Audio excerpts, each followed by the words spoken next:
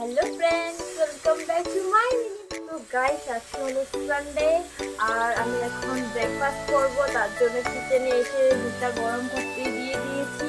আর পাপা আজকে দেখো ট্যাংরা মাছ এনেছে, এই যে মাছ। আর মা এখানে ভাত বসিয়ে দিয়েছে সকালে খাওয়ার জন্য। তো চলো আজকে সারাদিনে কি করি কি না করি, কোথায় যাই, প্ল্যানিং আছে, প্ল্যানিং আছে আজকে কিছু বানানোর, ঘরে ঘরেই থাকবো। তো সবটা কিন্তু তোমাদের সাথে শেয়ার করবো। তো লাস্ট অবধি দেখবে, স্কিপ করবে না, আর লাইক আর কমেন্ট সাবস্ক্রাইব করে দেবে। তো এখন আমি পাপার সাথে গিয়েছিলাম দোকানে, আর এগুলো সব কিনে এনেছি। কেন কি আজকে আমি একটা জিনিস বানাবো, এটা বলবো না এখন, দেখতেই পারবে আমি কি বানাবো। সেগুলো নিয়ে এসেছি। আর এই যে একটা বিস্কিট দেখো, না খাও কি না জানি না, কিন্তু এটা পটাটো একটা বিস্কিট, চিপসের মতন লাগে, অনেক টেস্ট লাগে, কিন্তু তোমরা খেয়ে একবার দেখতে পারো। আর এই যে আমি আমুল মিঠামিঠো এনেছি, আজকে একটা জিনিস বানাবো, সারপ্রাইজ।